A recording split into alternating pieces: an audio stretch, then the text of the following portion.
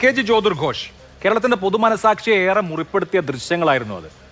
തല പൊത്തിപ്പിടിച്ചിരിക്കുന്ന രണ്ട് ചെറുപ്പക്കാരെ കൊല്ലാൻ എന്ന വണ്ണം ആഞ്ഞ് തലക്കടിക്കുന്ന അതിഭീകരമായി അടിക്കുന്ന ആ പോലീസുകാരുടെ ദൃശ്യങ്ങൾ, അതിലൊരാൾ മുഖ്യമന്ത്രിയുടെ ഗൺമാനായിരുന്നു.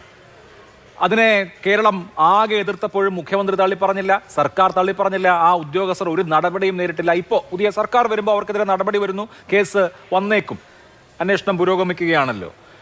ഇത്തരം കാര്യങ്ങളൊക്കെ ഇപ്പോഴും ന്യായീകരിക്കപ്പെടുന്നത് എന്തുകൊണ്ടായിരിക്കും? ഇതെന്തോ ഒരു രാഷ്ട്രീയ ഉദ്ദേശം തീർക്കലാണ് എന്ന് വിചാരിക്കുന്നത് എന്തുകൊണ്ടായിരിക്കും? അല്ല, ഇത് ഒരുപാട് തലങ്ങൾ ഇതിനകത്തുണ്ടെന്നുള്ളതാണ്. ഒന്ന്, ഈ പോലീസുകാരുടെ അല്ലെങ്കിൽ ഈ ഗവൺമെൻറ് ഈ തലയടിച്ച് പൊട്ടിക്കുന്നതൊക്കെ ഈ മനുഷ്യൻ്റെ മനസാക്ഷിയൊക്കെ പെട്ടെന്നൊന്ന് കണ്ടുകൊണ്ടിരിക്കുന്നവർ ഇപ്പോഴും നമുക്കത് വളരെ ഡിസ്റ്റർബിംഗ് ആയിട്ടുള്ള ഒരു രംഗം തന്നെയാണ്. പക്ഷേ അത് വളരെ ചെറിയൊരു കുറ്റമായിട്ടാണ് ഞാൻ ഇതിനകത്തൂടെ കാണുന്നത്. കാരണം അതിനേക്കാൾ ഏറ്റവും വലിയൊരു കുറ്റം ഒരു ജനാധിപത്യ സംവിധാനത്തിൽ നമ്മൾ ജീവിക്കുന്ന രീതിയിൽ നമ്മൾ കാണേണ്ടത് ഈ ADGP MR അജിത് കുമാർ ഈ റിപ്പോർട്ട് തിരുത്തിയ ആ ക്രൈമാണ്. അതിനേക്കാൾ ഈ ഗൺമാൻ ഈ ഇറങ്ങി അടിച്ച ഇവരെ ഉപദ്രവിച്ച ആ ക്രൈമിനേക്കാൾ ഏറ്റവും വലിയ ക്രൈം. കാരണം ഈ ഗൺമാന്മാർ വേണമെങ്കിൽ അന്നേരത്തെ ഒരു ആവേശത്തിലൊക്കെയാണെന്ന് നമുക്ക് പറയാൻ പറ്റും. അവരിലെ ഈ രാക്ഷസീയതയോ മൃഗീയതയോ അല്ലെങ്കിൽ ആ കരാളതയോ രാക്ഷസീയത്വം ഒക്കെ പുറത്തു വന്നപ്പോൾ ചെയ്തതാണെന്ന് നമുക്ക് മനസ്സിലാക്കാൻ പറ്റും.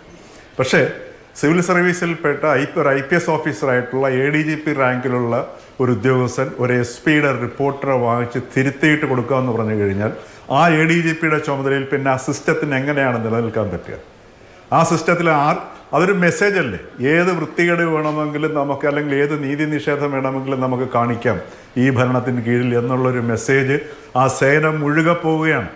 ഒരൊറ്റ ഉദ്യോഗസ്ഥന് പോലും നീതിയുക്തമായിട്ട് ആ സേനയിൽ പിന്നെ പ്രവർത്തിക്കാൻ പറ്റത്തില്ല. കാരണം നീതിയുക്തമായിട്ട് പ്രവർത്തിച്ച് കഴിഞ്ഞാൽ ഒരു താൻ സുരക്ഷിതനല്ല എന്നുള്ള ബോധം ഓരോ പോലീസ് ഉദ്യോഗസ്ഥനും അവിടെ വരുന്നു. പിന്നെ രണ്ടാമത്തെ കാര്യം, ഈ ഗൺമാൻ അല്ലെങ്കിൽ അവർ ഇറങ്ങി അടിക്കാനുള്ള അവർക്ക് നൽകിയ ഒരു ധൈര്യം എവിടെ നിന്നാണ് കിട്ടിയത്? അത് അവിടെ ഇന്ന് നാട്ടിൽ നിലനിൽക്കുന്ന ഭരണം, അതായത് മുഖ്യമന്ത്രി, ആഭ്യന്തരത്തിൻ്റെ ചുമതല വഹിക്കുന്ന മുഖ്യമന്ത്രി, ഈ മുഖ്യമന്ത്രിയുടെ കീഴിൽ ഏത് അനീതിയും അക്രമവും പരസ്യമായി കാട്ടിയാൽ പോലും പ്രശ്നമില്ല എന്നുള്ള ഉത്തമ ബോധ്യമാണ് ഈ രണ്ടുപേരെയും ആ രീതിയിൽ പ്രവർത്തിക്കാൻ ഇടയാക്കിയത്. പിന്നെ മറ്റൊന്ന്, എനിക്ക് തോന്നുന്നു നമ്മുടെ നിയമവിദഗ്ധനായിട്ട് ശ്രീ MR അഭിലാഷ് ഇവിടെ ഉണ്ട്. നമ്മുടെ ഇന്ത്യയിൽ ഈ ശിക്ഷയായിട്ട് അടിയില്ലെന്നാണ് എനിക്ക് തോന്നുന്നത്. അടിക്കുക നമ്മുടെ ഒരു ശിക്ഷാവിധിയുടെ ഭാഗമല്ല. തൂക്കിക്കൊലയൊക്കെ ഉണ്ട്, പക്ഷെ അടിയില്ലെന്നാണ് എനിക്ക് തോന്നുന്നത്. ഈ അടിക്കുന്ന രാജ്യങ്ങളിൽ പോലും തലയ്ക്കടിക്കാറില്ല, മിക്കവാറും മുതുകിലും മറ്റു ഭാഗങ്ങളിലൊക്കെയാണ് അടിക്കാറുള്ളത്. പക്ഷേ ആ രീതിയിൽ പോലും നമുക്കിതിനെ ആ ശിക്ഷയായിട്ട് പോലും കാണാൻ കഴിയുന്നില്ല.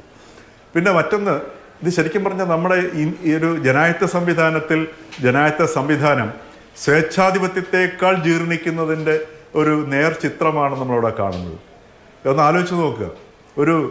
ആരോട് ഉത്തരം പറയേണ്ട ആവശ്യമില്ല എന്ന ആ ബോധ്യമാണ്.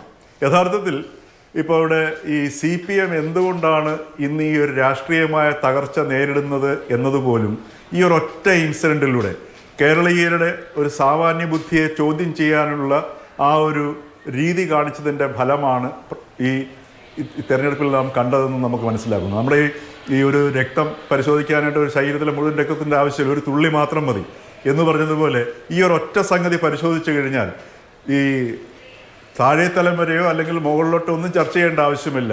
ഈ ഒരു സംഗതി എടുത്ത് നോക്കിക്കഴിഞ്ഞാൽ എന്തുകൊണ്ടാണ് CPM കേരളത്തിൽ ഈ തകർച്ച നേരിടുന്നത് മനസ്സിലാക്കാൻ പറ്റും. മാത്രമല്ല, ഇതിനെ ഈ പ്രക്ഷോഭത്തിലൊക്കെ ലാത്തി ചാർജിലോ വെടിവെപ്പിലോ ഒക്കെ പരിക്കേൽക്കുന്നതായിട്ട് ഈ ഒരു സംഭവത്തെ കാണാൻ കഴിയും. ഇത് വളരെ വ്യത്യസ്തമായ ഒരു സംഗതിയാണ്. കേരള ചരിത്രത്തിൽ രക്ഷാപ്രവർത്തനം എന്ന് പറയുന്നത് ചിലപ്പോൾ 50, 60, 100 കൊല്ലം കഴിഞ്ഞിട്ട് ചരിത്രം പഠിക്കുന്ന വിദ്യാർത്ഥികൾ ഇത് നോക്കുകയാണെന്നുണ്ടെങ്കിൽ അവർ ഞെട്ടിപ്പോകും. ഈ സാധനം എന്തുകൊണ്ടാണ് ഇതിൻ്റെ രക്ഷാപ്രവർത്തനം എന്ന് വിശദീകരിക്കുന്നത്. അത് എന്താണ് അതിൻ്റെ ഒരു സാഹചര്യം, എങ്ങനെ ഒരു ജനതയോട് ഇങ്ങനെ പറയാൻ കഴിഞ്ഞു എന്നുള്ളത് ആശ്ചര്യം കൂറുന്നൊരു സംഗതിയായിരിക്കും. അതുകൊണ്ട് ഈ മറ്റുള്ള പ്രക്ഷോഭങ്ങളിലെ അടിയോ ലാത്തിച്ചാർജോ ഒന്നുമായിട്ടും ഈ ഒരു സംഭവത്തെ നമ്മൾ താരതമ്യം ചെയ്യാൻ പാടില്ല. ഇത് വളരെ വ്യക്തമായിട്ട് ഈ സംഭവം എന്താണെന്നുള്ളത് നമ്മൾ തിരിച്ചറിയണം. എന്നിട്ട് അവിടെയാണ് നമ്മുടെ ഈ വിഷയത്തിൻ്റെ ഗൗരവം വരുന്നതും അതോടൊപ്പം തന്നെ ഇതിനെ തുടർന്നുണ്ടായ സംഗതി. ശരിക്കും പറഞ്ഞു കഴിഞ്ഞാൽ MR അജിത് കുമാർ ഈ റിപ്പോർട്ട് തിരുത്തിയത് ശരിയാണെന്നുണ്ടെങ്കിൽ അതിനേക്കാൾ വലിയൊരു കുറ്റം, ആ കുറ്റവുമായിട്ട് ഈ ഗൺമാന്മാരുടെ നമ്മുടെ മനസാക്ഷി ഞെട്ടിക്കുന്നു എന്നുള്ള സത്യമാണ്. പക്ഷെ കുറ്റകൃത്യത്തിന്റെ തോത് നോക്കണമെങ്കിൽ, ക്രൈം നോക്കുകയാണെങ്കിൽ എം.ആർ. അജിത് കുമാർ ഏർപ്പെട്ട ആ ക്രൈമാണ് ഏറ്റവും ഗുരുതരമായ ക്രൈം.